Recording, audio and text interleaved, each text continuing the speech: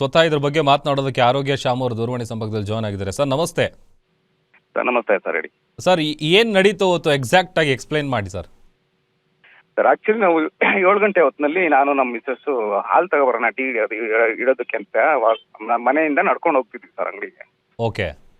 ಅವ್ನು ಸಬ್ ರೋಡಿಂದ ನಾವು ಬರೋದು ನೋಡಿ ಸಬ್ ರೋಡಿಂದ ಬಂದ. ಸಬ್ ರೋಡ್ ಇನ್ ಸ್ವಲ್ಪ ಹಿಂದೆ ಇರ್ಬೇಕಾದ್ರೆ ಅವನು ಸ್ವಲ್ಪ ಪ್ಯಾಂಟ್ ಬಿಚ್ಬಿಟ್ಟು ಪ್ಯಾಂಟ್ ಅಂದ್ರೆ ಜಿಪ್ ಬಿಚ್ಬಿಟ್ಟು ಅವನದು ಮರ್ಮಾಂಗ ತೋರ್ಸೋದಕ್ಕೆ ಸ್ಟಾರ್ಟ್ ಮಾಡ್ದ ಸರ್. ಸೊ ಅದನ್ನ ನೋಡಿ ನಮ್ಗೆ ಗಲಿಬಿಲಿ ಆಯ್ತು, ಯಾಕೆ ಹಿಂಗ್ ಮಾಡ್ತಾ ಇದ್ದಾನೆ ಅಂತ. ಅಂದ್ರೆ ಇದು ಕಂಟಿನ್ಯೂಸ್ ಆಗಿ ಅವ್ನು ಮಾಡ್ಕೊಂಡು ಬರ್ತಾನೆ ಇದ್ದಾನೆ ಇದೇ ತರ. ದಿನ ರಾತ್ರಿ ಬಂದು ನಮ್ಮ ಕ್ಯಾಮ್ರಾ ರೋಡಲ್ಲಿ ಬಂದು ನಮ್ಮ ಮನೆ ಮುಂದೆನೆ ಕುತ್ಕೊಂಡು ಅವನು ಮತ್ತೆ ಅವನ ಫ್ರೆಂಡ್ಸ್ ಒಂದ್ 5-6 ಜನ ಇದಾರೆ, 4 ಕೂಡ ಅವರು ಅಲ್ಲಿ ಕುತ್ಕೊಂಡು ಯಾವಾಗೂ ಹೋಗೋ ಬರೋರ್ನೆಲ್ಲ ರೇಗಿಸ್ಕೊಂಡು ನಮ್ಮನ್ನ ಟಾರ್ಗೆಟ್ ಮಾಡ್ಕೊಂಡು ನಮ್ಗೆ ಇದೇ ರೀತಿ ಕಿರುಕುಳ ಕೊಟ್ಕೊಂಡು ಬರ್ತಾನೆ ಇರ್ತಾನೆ. ಒಂದು ಕಂಟಿನ್ಯೂಸ್ ಆಗಿ 1 ವರ್ಷದಿಂದ ಇದೇ ತರ ನಡೀತಾ ಇದೆ. ಏನಾಯ್ತು ಆ ತರ ಆ ಇನ್ಸಿಡೆಂಟ್ ಆದ್ಮೇಲೆ ನಾವು ಅವನ ಹತ್ರ ಸ್ವಲ್ಪ ವಾಗ್ವಾದ ಹೇಳ್ತೀವಿ ನಾವು ಅವ್ರಿಗೆ, ಏನ್ ಕಪ್ಪ ಈ ತರ ಮಾಡ್ತಾ ಇದೆಯಾ ನೀನ್, ಈ ತರನೇ ಮಾಡ್ತಾ ಇದ್ರೆ ನಾವು ನಮ್ಮ ಮಹಿಳಾ ಆಯೋಗಕ್ಕೆ ಹೋಗಿ ನಿನ್ ಮೇಲೆ ನಾಳೆ ಕಂಪ್ಲೇಂಟ್ ಕೊಡ್ತೀನಿ ಅಂತ ಹೇಳಿದ ತಕ್ಷಣನೇ ಆಯ್ತಾ ಮಗನೇ ಇರು ಹಂಗಾದ್ರೆ ಮಾಡ್ತೀನಿ ಅಂತ ಹೇಳ್ಬಿಟ್ಟು ಗಾಡಿ ತಗೊಂಡು ಹೋಗ್ತಾನೆ ಸರ್. ಗಾಡಿ ತಗೊಂಡು ಹೋದವನು ನಾವೇನ್ ಮಾಡ್ತೀವಿ, ಏನಪ್ಪಾ ಈ ತರ ಇನ್ಸಿಡೆಂಟ್, ಮನೆಯಿಂದ ಆಚೆ ಬಂದಿದ ತಕ್ಷಣ ನೆಮ್ಮದಿ ಇಲ್ಲ ಇಲ್ಲಿ ಅಂತ ಹೇಳ್ಬಿಟ್ಟು ನಾವೇನ್ ಮಾಡ್ಬಿಟ್ವಿ, ಹಾಲು ತಗೊಳಕ್ಕೂ ಹೋಗೋದಿಲ್ಲ, ವಾಪಸ್ ನಾವು ಮನೆಗೆ ಬಂದು ಟಿವಿ ನೋಡಕ್ ಸ್ಟಾರ್ಟ್ ಮಾಡ್ಬಿಡ್ತೀವಿ ಸರ್. ಸೊ ಏನ್ ಈ ತರ ನಮ್ಗೆ ಅಸಹ್ಯ ಅನಿಸ್ತಾ ಇದೆ ಅಂದ್ಬಿಟ್ಟು ಮನೆ ಹತ್ರ ಬಂದು ಕ್ಯಾಮ್ರಾದಲ್ಲಿ ಅಂದ್ರೆ ಟಿವಿ ಮುಂದೆ ಟಿವಿ ನೋಡ್ತಾ ಇರ್ಬೇಕಾದ್ರೆ ಕ್ಯಾಮ್ರಾ ಮಾನಿಟರ್ ನೋಡ್ತಾ ಇರ್ತೀವಿ.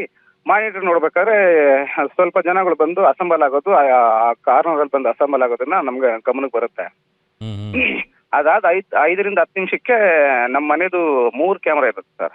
ಆ 3 ಕ್ಯಾಮ್ರಾನು ಅಟ್ ಎ ಟೈಮ್ ಇದಾಗುತ್ತೆ, ಹೊಡೆದಾಕ್ತಾರೆ. ಅಟ್ ಎ ಟೈಮ್ ಹೊಡೆದಾಕ್ತಾರೆ. ಅದಾದ ಇನ್ನು 30 ಸೆಕೆಂಡ್ ಒಳಗೆ ಅವರೆಲ್ಲ ಬಂದು ನಮ್ಮ ಮನೆ ಮುಂದೆ ಇರ್ತಾರೆ. ನಮ್ಮ ಮನೆ ಮುಂದೆ ಬಾಗಿಲನ್ನ ಡಬ ಡಬ ಡಬ ಅಂತ ಹೊಡಿತಾ ಇರ್ತಾರೆ. ನಮ್ಗೆ ಕ್ಯಾಮ್ರಾ ಯಾವಾಗ ನಮ್ಗೆ ಇದಾಯ್ತು, ಡಿಸೇಬಲ್ ಆಯ್ತು, ನಮ್ಗೆ ಅರ್ಥ ಆಯ್ತು ಏನೋ ನಡೀತಾ ಈಗ ಅಂತ. ನಾವೇನ್ ಮಾಡಿದ್ವಿ, ಬಾಗಿಲು ಬರೀ ಒಂದೇ ಒಂದು ಚಿಲ್ಕ ಹಾಕಿದೆ, ಎಲ್ಲ ಚಿಲ್ಕ ಹಾಕಿ ಮೇಲೆ ಕೆಳಗೆ ಬೋಲ್ಟ್ನೆಲ್ಲ ಮಾಡಿ ಸೋಫಾನ ತೆಗೆದು ಮುಂದಕ್ಕೆ ತಳ್ಳಿದ್ ಸರ್. ಅರ್ಥ ಆಯ್ತು ನನಗೆ, ಬಂದು ಡಬ ಡಬ ಡಬ ಅಂತ ಹೊಡೆಯೋಷ್ಟಲ್ಲೇ ಅರ್ಥ ಆಯ್ತು ಏನೋ ಮಾಡ್ತಾರೆ ಅಂತ ಹೇಳ್ಬಿಟ್ಟು ಸೋಫಾನ ಮುಂದೆ ತಳ್ಳಿ 2 ಸೋಫಾನ ಮುಂದೆ ತಳ್ಳಿ ನಾವು ಹಿಂದೆ ಹೋಗಿ ಕಿಟಕಿ ಓಪನ್ ಮಾಡ್ಬಿಟ್ಟು ಹಿಂದೆ ಹೋಗಿ ನಿಂತ್ಕೊಂಡ್ವಿ. ನಮ್ಗೆ ಗೊತ್ತಾಯ್ತು. ಆಮೇಲೆ ಬಡ ಬಡ ಅಂತ ತೆಗಿಯೋ ಅಂತ ಕೆಟ್ಟ ಮಾತುಗಳಿಂದ ಮಾತಾಡ್ಕೊಂಡು ಅಸಭ್ಯವಾಗಿ ಮಾಡ್ಕೊಂಡು ಮಾಡ್ಕೊಂಡಿದ್ರು. ಅದೇ ಟೈಮ್ಗೆ ನಾನೇನ್ ಮಾಡಿದೆ, ಆ ಟೈಮಲ್ಲಿ ಫಸ್ಟ್ ನಮ್ಮ ತಂದೆಯವ್ರಿಗೆ ಫೋನ್ ಮಾಡಿದೆ, ಅಪ್ಪ ಈ ತರ ನಡೀತಾ ಇದೆ, ಅವ್ರು ಸೆಕೆಂಡ್ ಕ್ಲಾಸ್ ಅಲ್ಲಿ ಇದ್ದಾರೆ, ನಾನು ಫಸ್ಟ್ ಕ್ಲಾಸ್ ಇದರಲ್ಲಿ ಇದ್ದೀನಿ ಸರ್. ಅವ್ರಿಗೆ ಫೋನ್ ಮಾಡಿದೆ. ಅವರು ಬರ್ಬೇಕಾದ್ರೆ ಫಸ್ಟ್ ಕ್ಲಾಸ್ ಟರ್ನಿಂಗ್ ಅಲ್ಲೇ ಅವ್ರಿಗೆ ಅವ್ರ ಮೇಲೆ ಹಲ್ಲೆ ಮಾಡಕ್ ಸ್ಟಾರ್ಟ್ ಮಾಡ್ಬಿದ್ದಾರೆ ಸರ್, ನಮ್ ತಂದೆ ಮೇಲೆ ನಮ್ಮ ತಾಯಿ ಮೇಲೆ. ಆ ವಿಡಿಯೋದಲ್ಲಿ ನೀವು ಬೇಕಾದ್ರೆ ನೋಡ್ಬೋದು, ಬಾಗಿಲು ಮುಂದೆ ರೆಡ್ ಕಲರ್ ಸ್ಕಾರ್ಫ್ ಕಟ್ಕೊಂಡಿರೋದು ನಮ್ಮ ತಾಯಿ ಸರ್. ನಮ್ಮ ತಾಯಿ ಅವರು ಅವ್ರನ್ನ ಕಾಲಿಗೆ ಬಿದ್ದಕ್ಕೆ ಬೇಡ್ಕೊಂತ ಇದ್ದಾರೆ ಸರ್. ನಮ್ಮ ತಂದೆಯವ್ರಿಗೆ ಮೊನ್ನೆ ತಾನೇ ಆಪರೇಷನ್ ಆಗಿದೆ, ಹಾರ್ಟ್ ಆಪರೇಷನ್ ಆಗಿದೆ, ಅವ್ರ ಸ್ಟೆಂಟ್ ಹಾಕ್ಸಿದೀನಿ, ಅವ್ರನ್ನು ಸಹ ಬಿಡ್ತಾ ಇಲ್ಲ, ಅವ್ರ ಎಕ್ಸ್ ಸರ್ವಿಸ್ ಮೆನ್ ಅವ್ರನ್ನ ಬಿಡ್ತಾ ಇಲ್ಲ. ಈಗ ಮುಗ ಜಾಡ್ಸಾಕ್ಬಿಟ್ಟಿದ್ದಾರೆ ಅವ್ರಿಬ್ರಿಗೂ ಜಾಡ್ಸಾಕ್ಬಿಟ್ಟು ನಮ್ಮ ತಾಯಿಯವರು ಕಾಲಿಗೆ ಬಿಟ್ಬಿಡ್ರಿ ಅಂತ ಕೇಳ್ತಾ ಇದಾರೆ, ಬಿಡ್ತಾ ಇಲ್ಲ. ಆಮೇಲೆ ಅವ್ರನ್ನ ಟಾರ್ಗೆಟ್ ಮಾಡ್ಕೊಂಡು ಆದ್ಮೇಲೆ ಅಲ್ಲಿ ಹೋಗ್ತಾರೆ, ನಮ್ ಬಾಗಿಲಿಂದ ಆ ಕಡೆಗೆ ಹೋಗ್ತಾರೆ, ಅವ್ರ ಮೇಲೆ ಟಾರ್ಗೆಟ್ ಮಾಡ್ತಾರೆ, ತಿರುಗಿ ಇಲ್ಲಿ ಬರ್ತಾರೆ, ನಮ್ ಬಾಗಿಲು ಫುಲ್ ಸಂಪೂರ್ಣವಾಗಿ ಮುರಿದಾಕ್ತಾರೆ ಸರ್.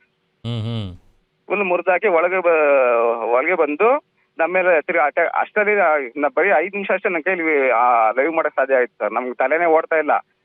ಫಸ್ಟ್ ಸ್ಟಾರ್ಟಿಂಗ್ ಅಲ್ಲೇ ನಮ್ಮ ಅಪ್ಪನ ಫೋನ್ ಮಾಡಿದ್ದಾದ್ಮೇಲೆ ನಾನು ಏನ್ ಮಾಡಿದೆ, ಲೈವ್ ಸ್ಟಾರ್ಟ್ ಮಾಡಿದೆ.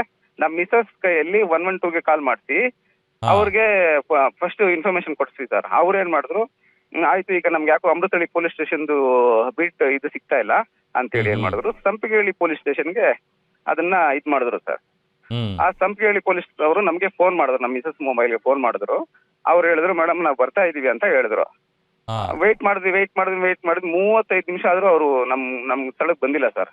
ಆ 35 ನಿಮಿಷದಲ್ಲಿ ನಾವು ಪಟ್ಟಿರೋದು ಸರ್ ನರಕ ಯಾತನೆ, ನಮ್ಗೆ ಬೇರೆ ಯಾರಿಗೂ ಹೇಳೋದ್ ಬೇಡ ಸರ್. ಏನ್ ನಡೀತಿದೆ ಸರ್? ಈಗ ಇವರು ನಿಮ್ಮ ವೈಫ್ ಪುಷ್ಪರಾಣಿ ಅವ್ರು ಇದಾರ ಜೊತೆಯಲ್ಲಿ? ಇದಾರೆ ಸರ್, ಇದಾರೆ. ಅವ್ರು ಮಾತಾಡ್ಬೋದಾ? ಕೊಡ್ತೀರಾ ಅವರಿಗೆ? ಕೊಡ್ತೀನಿ ಸರ್, ಕೊಡ್ತೀನಿ, ಮಾತಾಡಿ. ಹಲೋ ಸರ್, ನಮಸ್ತೆ, ಹೇಳಿ. ಮೇಡಮ್ ನಮಸ್ತೆ. ನೀವು 1 ವರ್ಷದಿಂದ ಅಂತ ಹೇಳ್ತಾ ಇದ್ರು ನಿಮ್ಮ ಯಜಮಾನ್ರು, 1 ವರ್ಷದಿಂದ ಇದೇ ತರ ಇದ್ ಮಾಡ್ತಿದ್ರು. ಅವರೆಲ್ಲ ಏನು ನಶೆಯಲ್ಲಿದ್ರಾ ಅಥವಾ ಏನಾದ್ರು ಡ್ರಿಂಕ್ಸ್ ಮಾಡಿದ್ರಾ? ಏನ್ ಕತೆ, ಏನ್ ನಡೀತವತ್ತು? ಅವತ್ತು ಅವ್ರು ಆಚೆ ಇದ್ದಿದ್ರಿಂದ ಅವರು ಡ್ರಿಂಕ್ಸ್ ಮಾಡಿದ್ರ ಇಲ್ವಾ ಅದ್ರ ಬಗ್ಗೆ ನನ್ಗೆ ಮಾಹಿತಿ ಇಲ್ಲ ಸರ್. ಬಟ್ 1 ವರ್ಷದಿಂದ ಏನ್ ಮಾಡ್ತಿದ್ರು, ಆ ಟೈಮ್ ಅಲ್ಲಿ ಕುಡಿದು ಬಂದಿರೋದು, ಗಲಾಟೆ ಮಾಡಿರೋದು, ಆತರ ಬಿಹೇವ್ ಮಾಡಿರೋದು ಇದೆ ಸರ್. ಅದು ಉದಾಹರಣೆ ಇದೆ, ನಾವು ನೋಡಿದೀವಿ, ಕಣ್ಣಾರೆ ನೋಡಿದೀವಿ ಸಹ, ನಮ್ಗೆ ನಡೆದಿದೆ ಸಹ. ನೀವು ಈ ಒಂದು ವರ್ಷದಲ್ಲಿ ಯಾವತ್ತೂ ಕಂಪ್ಲೇಂಟ್ ಮಾಡೋದಾಗ್ಲಿ ಅಥವಾ ಅವ್ರ ವಿರುದ್ಧ ದೂರು ಕೊಡೋದಾಗ್ಲಿ ಈ ಥರದ್ದೇನು ಮಾಡಿರ್ಲಿಲ್ವಾ? ಇದು ಸ್ಟಾರ್ಟ್ ಆಗಿದ್ದು ಡಿಸೆಂಬರ್ 2024 ಸರ್. ಆ ಟೈಮಲ್ಲೇ ಈ ತರ ಒಬ್ಬ ನಮ್ಮ ಮನೆ ಪಕ್ಕದಲ್ಲಿರೋ ವೇಲು ಅನ್ನೋ ವ್ಯಕ್ತಿನೇ ನಾನು ಬರ್ಬೇಕಾದ್ರೆ ಹೋಗ್ಬೇಕಾದ್ರೆ ಅವ್ರ ಮನೆ ಮುಂದೆ ಲುಂಗಿ ಬಿಚ್ಚಿ ಅದೇ ಮರ್ಮಾಂಗನ ತೋರ್ಸೋದು ಆ ತರ ಮಾಡಿರೋ ವಿಡಿಯೋ ಕೂಡ ಅಂದ್ರೆ ಅವನು ಆ ಟೈಮಲ್ಲಿ ಲುಂಗಿ ಬಿಚ್ಚಬೇಕಾದ್ರೆ ನಾವು ವಿಡಿಯೋ ಮಾಡಿ ಕ್ಯಾಮ್ರಾದಲ್ಲಿ ಕ್ಯಾಪ್ಚರ್ ಮಾಡಿ ಇಟ್ಕೊಂಡು ನಾವು ಕಂಪ್ಲೇಂಟ್ ಕೂಡ ಸಹ ಕೊಟ್ಟಿದೀವಿ. ಆದ್ರೆ ಇಲ್ಲಿವರೆಗೂ ಈ ತರ ಒಂದು 3-4 ಘಟನೆ ನಡೆದಿದೆ ಸರ್ ಹಲ್ಲೆ ಆಗಿರೋದು. ಇದೇ ವ್ಯಕ್ತಿಗಳೇ, ಸೇಮ್ ವ್ಯಕ್ತಿಗಳೇ. ಅವ್ರದ್ದು ವಿಡಿಯೋ ಕೂಡ ಸಹ ನಮ್ಮ ಹತ್ರ ಇದೆ. ಅದಕ್ಕೆ ಸಂಬಂಧಪಟ್ಟ ಪೊಲೀಸ್ ಸ್ಟೇಷನ್ ಅಲ್ಲಿ ನಾವು ದಾಖಲೆ ಮಾಡಿರೋ ಕಂಪ್ಲೇಂಟ್ NC ಅದ್ರಗಳು ಕೂಡ ನಮ್ಮ ಹತ್ರ ಇದೆ. ಪೊಲೀಸ್ ಸ್ಟೇಷನ್ ಅಲ್ಲಿ ಹೋಗಿ ನಾವು ಎಷ್ಟೋ ಸಲ ಕಂಪ್ಲೇಂಟ್ ಮಾಡಿ ಅವ್ರ ಹತ್ರ ಕೇಳ್ಕೊಂಡ್ರು ಕೂಡ ಸರಿಯಾದ ಅವರು ತನಿಖೆನೂ ಮಾಡ್ಲಿಲ್ಲ, ಆಕ್ಷನ್ ಕೂಡ ತಗೊಳ್ಳಿಲ್ಲ ಸರ್. ಅದೇ ಅವ್ರಿಗೆ ಅಡ್ವಾಂಟೇಜ್ ಆಗಿ ಇಲ್ಲಿವರೆಗೂ ಅವ್ರು ಹಲ್ಲೆ ಮಾಡಿ ನಮ್ಮನ್ನ ಕೊಲೆ ಮಾಡೋ ಲೆವೆಲ್ಗೆ ಬಂದು ನಿಂತಿರೋದು ಸರ್ ಕಾರಣ. ಅಂದ್ರೆ ಈಗ ಏರಿಯಾದಲ್ಲಿ ಓಡಾಡೋ ಎಲ್ಲ ಹೆಣ್ಮಕ್ಳಿಗೂ ಹಿಂಗೆ ಮಾಡ್ತಾರ ಅಥವಾ ಪರ್ಟಿಕ್ಯುಲರ್ ಆಗಿ ನಿಮ್ಮನ್ನೇ ಟಾರ್ಗೆಟ್ ಮಾಡ್ಕೊಂಡು ಹಿಂಗ್ ಮಾಡ್ತಿದಾರ ಅಂತ? ಪರ್ಟಿಕ್ಯುಲರ್ ಆಗಿ ನಮ್ಮನ್ನ ಟಾರ್ಗೆಟ್ ಮಾಡ್ತಾ ಇದ್ದಾರೆ ಅನ್ನೋದು ನಮಗೂ ಅನ್ಸಿದೆ ಸರ್. ಅದು ನಡೆದಿದೆ ಕೂಡ. ಯಾಕೆ ನಿಮ್ಮನ್ನ ಟಾರ್ಗೆಟ್ ಮಾಡ್ತಿದ್ದಾರೆ? ಹಿಂದೆನ ಗಲಾಟೆ ನಡೆದಿತ್ತಾ? ಹಿಂದೆ ಯಾವ್ದು ಗಲಾಟೆ ನಡೆದಿರ್ಲಿಲ್ಲ ಸರ್. ಇದು ಸ್ಟಾರ್ಟ್ ಆಗಿದ್ದು ಡಿಸೆಂಬರ್ ಇಂದ. ಯಾಕೆ ಅಂದ್ರೆ ಇದ್ರಲ್ಲಿ ಇನ್ವಾಲ್ವ್ಮೆಂಟ್ ಆಗಿರೋದೇ ನಮ್ಮ ಅಣ್ಣ, ಅಂದ್ರೆ ನಮ್ಮ ಯಜಮಾನ್ ಅವರ ತಂದೆಯ ದೊಡ್ಡಪ್ಪನ ಮಗ. ಅವರು ಬಂದ್ಬಿಟ್ಟು ನಮ್ಗೆ ಇಲ್ಲಿ ಸ್ವಲ್ಪ ಆಸ್ತಿ ಡಿಸ್ಪ್ಯೂಟ್ ಇದೆ. ನಮ್ಮ ಆಪೋಸಿಟ್ ಪಾರ್ಟಿ ಅವರಾದ ಲಾರೆನ್ಸ್ ಜೊತೆಲಿ ನಮ್ಮ ಅಣ್ಣನಾದ ಅಂಟೋನಿ ಅವರು ಡೀಲ್ ಮಾಡ್ಕೊಂಡಿದ್ದಾರೆ, ಏನೋ ಒಂದು ಡೀಲ್ ಮಾಡ್ಕೊಂಡಿದ್ದಾರೆ ಪ್ರಾಪರ್ಟಿ ವಿಚಾರಕ್ಕೆ. ಸೊ ಆ ಪ್ರಾಪರ್ಟಿ ವಿಚಾರಕ್ಕೆ ನಮಗೆ ಅವರು ತೊಂದರೆ ಕೊಡಕ್ಕೆ ಸ್ಟಾರ್ಟ್ ಮಾಡಿದ್ರು. ಅದು ನಮ್ಗೆ ಗೊತ್ತಾಯ್ತು. ನಾವು ಅದನ್ನ ಹೋಗಿ ಅವ್ರ ಹತ್ರ ಮಾತಾಡಿ ಕನ್ವಿನ್ಸ್ ಮಾಡಿ ಕಾಂಪ್ರಮೈಸ್ ಮಾಡಕ್ಕೂ ಟ್ರೈ ಮಾಡಿದ್ವಿ. ಆದ್ರೆ ನಮ್ಮನ್ನ ಬಿಟ್ಬಿಡಿ ಅಂತ ಕೂಡ ನಾವು ಕಾಲಿಗೆ ಬಿದ್ದು ಬೇಲಾಡಿ ಮಾತಾಡಿ ಕೈ ಮುಗಿದು ವಿನಮ್ರತೆಯಿಂದ ಕೂಡ ನಾವು ಅವ್ರ ಹತ್ರ ಕೇಳಿದೀವಿ ಸರ್.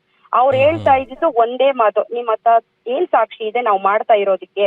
ನಾವ್ ಹೀಗೆ ಮಾಡೋದು, ನೀವು ನಮ್ಮ ದಾರಿಗೆ ಬರೋವರೆಗೂ, ನಾವು ಹೇಳೋ ರೀತಿ ನೀವು ಕೇಳೋವರೆಗೂ ಇದು ನಡೀತಾನೆ ಇರುತ್ತೆ ಅಂತ ನಮ್ಗೆ ಓಪನ್ ಚಾಲೆಂಜ್ ಹಾಕಿದ್ದಾರೆ ಸರ್ ಅಂಟೋನಿ ರಾಜ್ ಅವರು. ಓಕೆ, ಈ ತರ. ಥ್ಯಾಂಕ್ ಯು ಪುಷ್ಪರಾಣಿ ಅವರೇ, ಗ್ಯಾರಂಟಿ ನ್ಯೂಸ್ ಜೊತೆ ಮಾತನಾಡಿದ್ದಕ್ಕೆ.